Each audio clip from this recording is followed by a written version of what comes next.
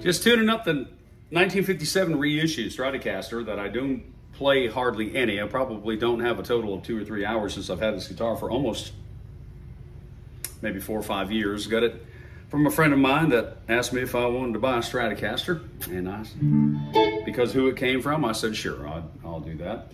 A 57 reissue is interesting because typically the 1, 2, 3, 4th position on a Stratocaster, that pickup and that pickup are out of phase, giving it that classic Stratocaster sound, but on a 57, that's not how they're wired. So this is wired to the schematic of an actual 1957 bona fide Stratocaster.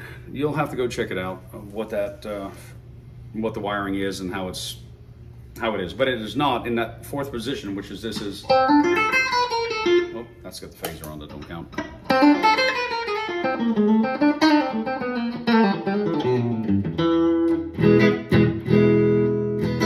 Neat guitar, the action's high. I brought it down to the keys so I could have some fun with it and play on it and finally get it to where it would be performance ready.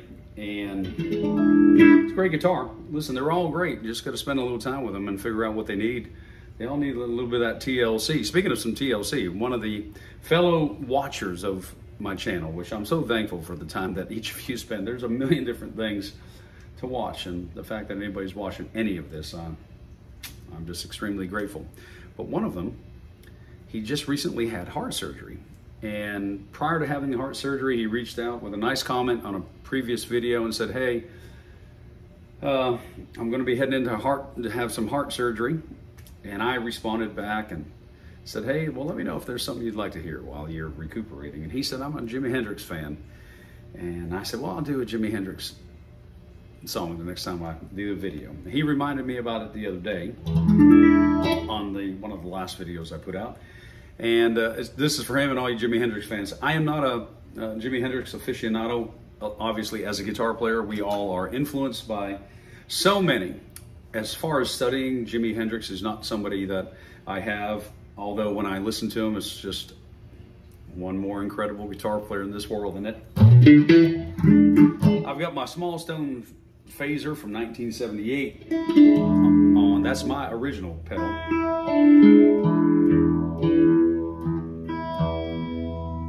And we're going to be a little bit out of focus here.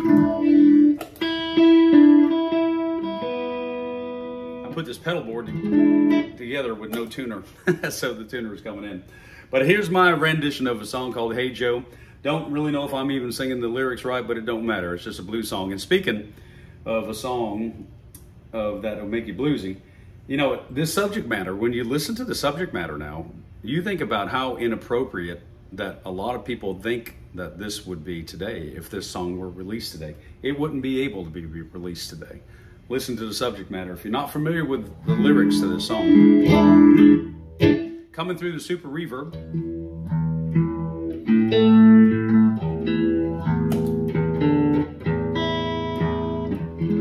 This guitar's letting me know I don't play it much.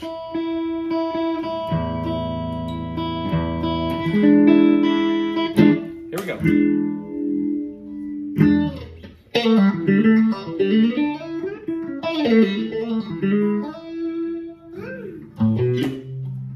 Hey Joe, where you going with that gun in your hand?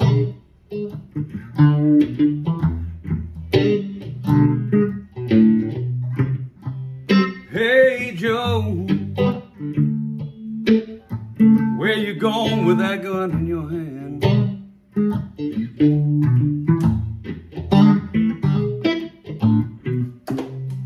Going down to shoot my woman, caught her messing around with another man. Deluxe reverb.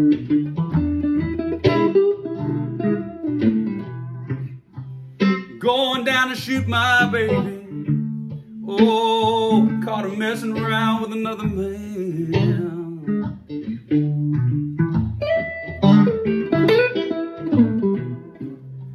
Hey Joe, heard you shot your woman down.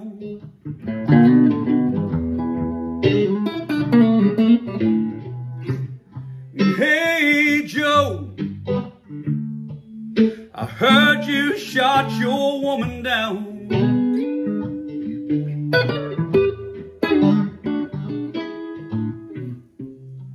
Yes, I shot her, and I put her about 6 feet in the ground.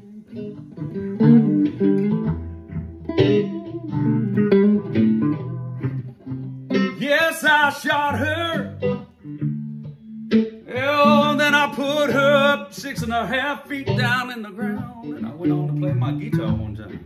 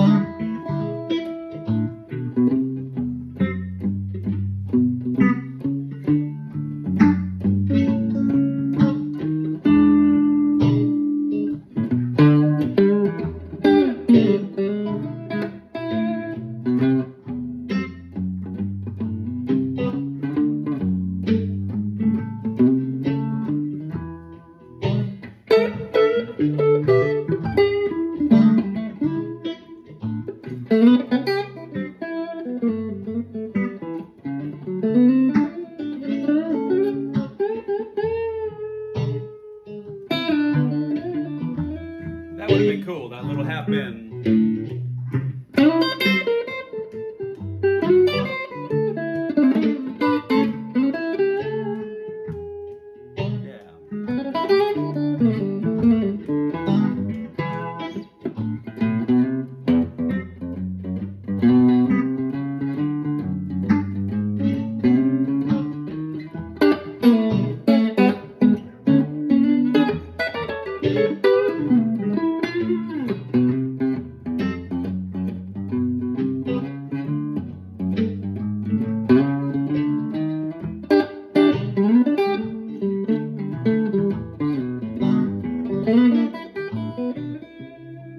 Hey Joe, where you going with that gun in your hand?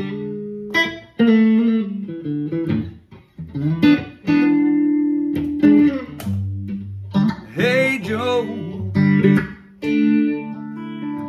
where you going with that gun in your hand?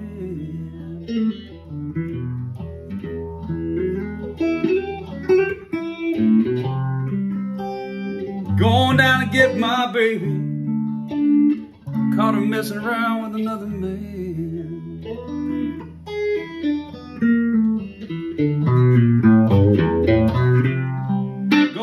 get my woman, caught her messing around with another man.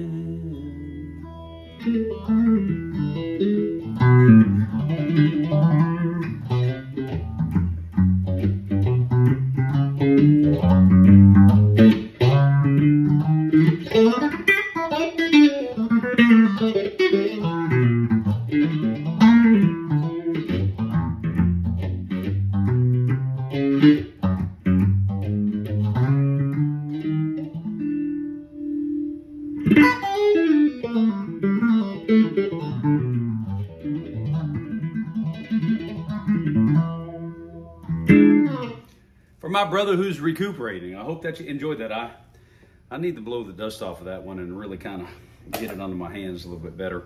But it is a neat tune. It is an absolute neat tune. Of course, if you're listening to the words and what it's about, well, you can see why it probably wouldn't be a hit on the radio, and it's a shame to leave those great songs because, you know, whether you agree with those lyrics or you don't agree with them, and surely not advocating anything like that, but that is the nature of the world and it's the nature of people sometimes, isn't it? Man, I'll tell you what, it's a love song when you think about it, isn't it? Interesting about this guitar and this amplifier combination, because the Stratocaster with the super reverb would be along the lines of our Stevie Ray Vaughan combo, right?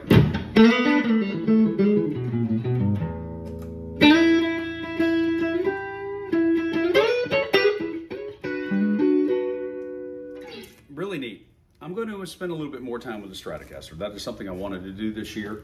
So that's why it's in my hands, but got to get those strings down and just get a little different feel than what I'm feeling. And there's only one way to get comfortable with something. That's to keep on figuring out what it is that you need to do to make it comfortable. And that's one thing I suggest to each of you as you're enjoying your musical journey. And Brother Matt and I were corresponding on one of our messages to each other here on the YouTube channel.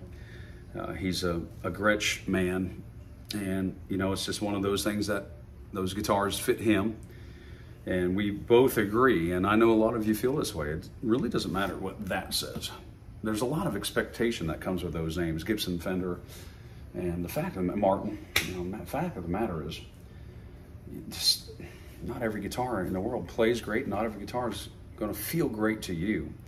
It is definitely special when you find them, and I will tell you that as I'm learning more setup techniques, things I always had to rely upon other people to do, I am getting more proficient on making those, a guitar like this where I would go, geez boy, this just doesn't feel comfortable, and I'd come up with more excuses not to play it. And that's what good's having it, really. I mean, it bothers me now to have an instrument that I won't play because it's not set up properly to the best that I can get it. So that's one reason I've spent a lot of time trying to learn how to do it.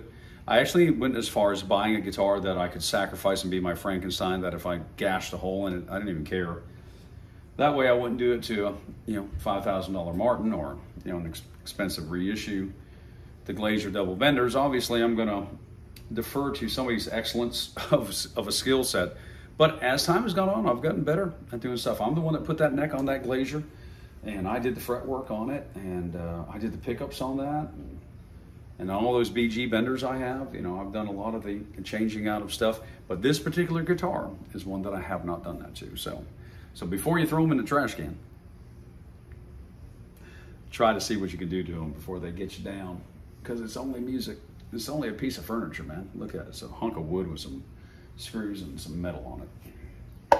And it's all about, this is the vehicle that we enjoy the journey on, just or one of them, isn't it? So God bless you, my brother that's had the heart surgery. I hope that you're on the mend and you're better than ever. It is my prayer to you, that for you, that God just touches you and through the hands of your doctors and the rest that you have in front of you, that you are better than ever. And that is my prayer for each of you that spend any time with me and everybody. And you don't have to have anybody even watch this. That is my prayer, that everybody's doing well, that God blesses each of us each and every day, all over the world, everywhere, no matter where we're at.